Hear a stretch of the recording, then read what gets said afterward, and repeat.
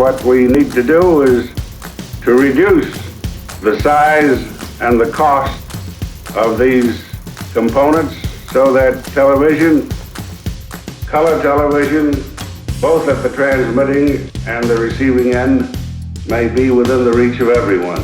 That is my hope. Well, that was a bunch of old guys who knew what they were doing. They had a dream of bringing television into every home in the world. They achieved that, but what I guess they couldn't see was that television would end up in everybody's hands. And these days, people are getting more and more access to information, television, whatever you want, YouTube, by their mobile phones. What a great invention this tube has become. 5 years ago, here in Budapest, we did the first ever CIRCOM MoJo course. And back in that day, it was the iPhone 4S and a very limited selection of accessories. It's been really interesting to watch over the last 4 to 5 years how it's evolved. We're now at the point where we have 4K video available to us. We have a huge range of professional level audio accessories, tripods, lights, editing, a huge new range of apps and everything as well. So in the very, very early days, this was absolutely in its infancy, and it was quite fidgety and difficult, let's call it perfectly honest. But now we're getting to the point where we're at the critical mass crossover. So, you know, phones that we will use for MoJo, and this is not just iOS, this is an Android as well, are all capable of 4K video. So we're at a point where the mobile device in the journalist's pocket is actually higher resolution than the vast majority of ENG cameras being used by news organizations. And yet, we're still at the point where news organizations are slow to adopt MoJo on a wide practice base. MTVA International Relations came up with the idea in 2013 to extend the Circom MoJo training with a competition which we call MoJo Challenge.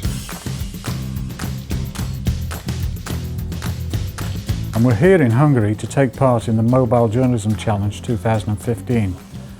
We've brought together 20 journalists from across Europe to Budapest to make stories just with a mobile phone, not only filming but editing on this device.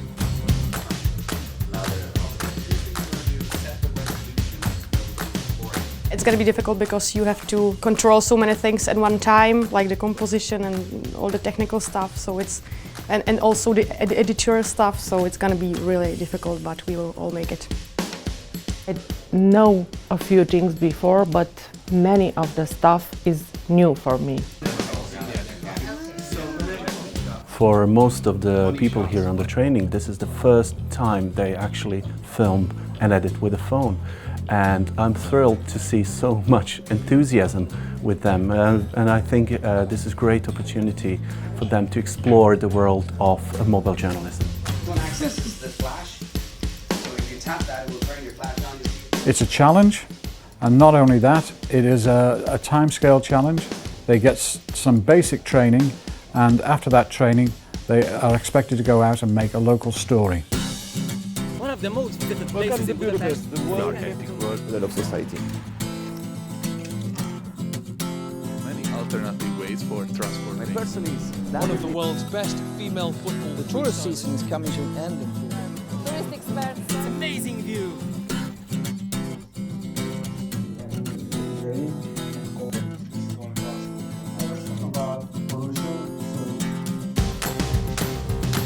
What I find the most spectacular looking at the previous trainings we've had is that trainees tend to get to speed more quickly than their peers from 2 or 3 years ago, because they were issued with iPhones or smartphones and are used to using the interface and shooting video for certain people.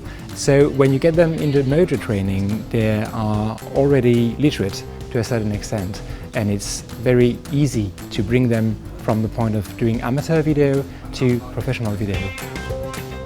I think that generally people understand the workflow quite quickly, because we try to break them down in small pieces, so we just go, you know, bit by bit, because there's lots of things to cover. We try to our best to really cut it down in blocks so that they can get confident and gain really the confidence they need to achieve the challenge, because it's a challenge. I'm really hoping that the MoJo Challenge is going to set the bar for journalists to show them the potential of these tools and also to finally make news organisations, whether it's web, radio or print or TV, to realise the true potential of mobile journalism as a tool set for the modern journalist. I've absolutely loved the training this week. It's been intense and it's been tough, but it's also been fascinating, and I've learnt so many new things that I can use in my job back at home in the UK. Even if I'm not told to use my mobile journalism skills, I feel like I will want to, and I will try and force them upon my colleagues back in the East Midlands in the UK. In some parts it's more difficult than handling a regular camera, but in other hand it's easier. So it's light and you can tuck it in your pocket that you can't do with an ordinary news camera.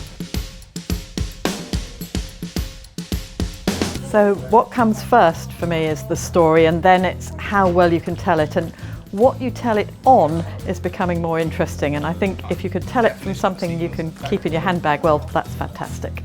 I use my smartphone to do radio stuff, to do online packages and to do TV productions. I can make complete packages with one item. All I need is an external microphone, maybe a tripod, but that would be like add-on equipment. So it's really versatile. It's my best friend in my pocket.